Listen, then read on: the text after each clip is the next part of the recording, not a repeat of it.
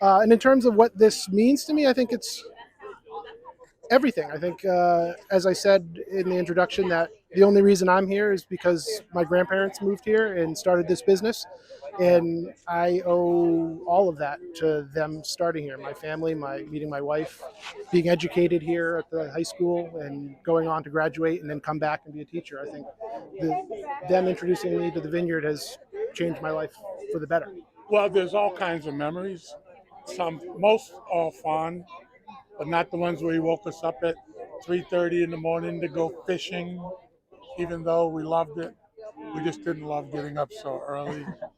Um, and most of all, the fact that he taught us how to run all the machines that he had in the shop, and it carried over. I'm an electrician by trade, and with some of the stuff that I do, dealing with mounting metal boxes or cutting holes in boxes, all he taught us on how to do it the proper way. Just the fact of just being a good person, um, caring about your work, and working hard. We got away with a lot more, I think, as grandchildren than his own children did, but I think that that's universal.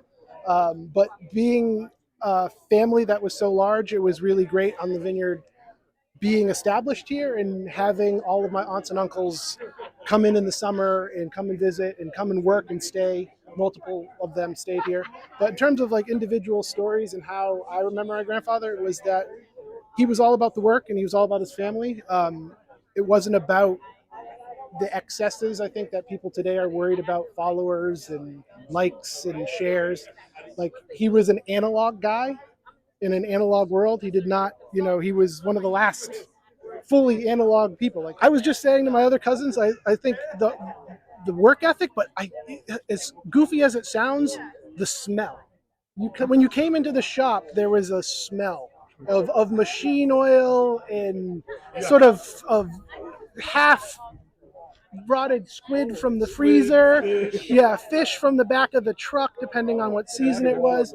As you come in, so there's gas and kerosene.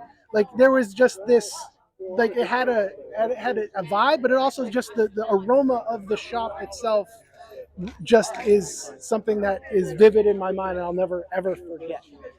It's a lifetime of things, and it's always been knowing that he was going to work every day, and we'd be like, well, when's he coming back from work? We're supposed to go fishing, and then one of our uncles, Uncle Spike, or somebody would step in and take us fishing because he had to work a double shift or something. But I think he instilled in us the value of doing your job, doing it well. I'll just say, like, I'll end with this. Like, I'm just proud. I think having the last name Graves. At this point now, having been a teacher, like on the island for 20 years, when people say Mr. Graves, most of them are referring to me. But I really love seeing the old timers that they recognize. They're like, wait a second, you're Bob Graves' kid? No, grandson. So like the people that have been on the Vineyard for a long time know who my grandparents were and know the Graves name from them. But as somebody that's been here for a long time as well, as a teacher, a lot of the younger people recognize me as Mr. Graves, which is hilarious. With the Mr. Graves part, the funniest thing is when somebody comes up to me and says, "You're Mr. Graves' uncle," and when people walk up and say to me, "Mr. Graves," I would say, as long as my father's alive, he's Mr. Graves. I'm Pete. Um, well, I'm the co-founder of the trail, so I rejoice every time we add to it because I know we're making the world a better place, and that's really important to me. We're educating young people to live in a more humane way, in a more humane, inclusive world. So that's really important.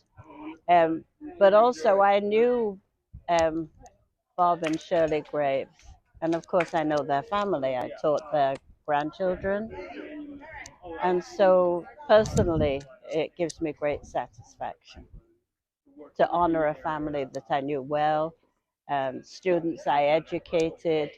Gives me sense of satisfaction. Story well told.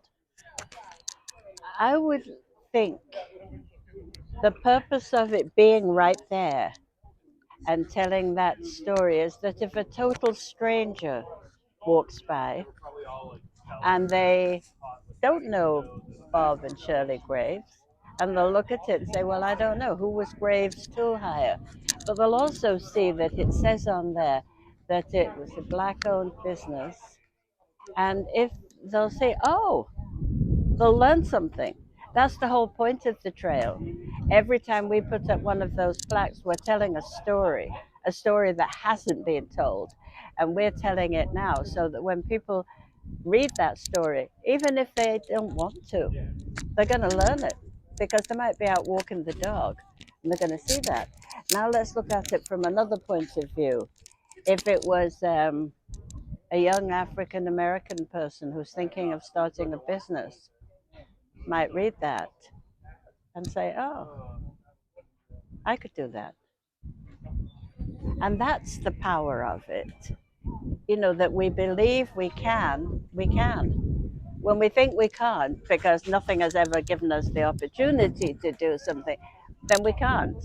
That's kind of how that works. But when we think we can, look what we can do.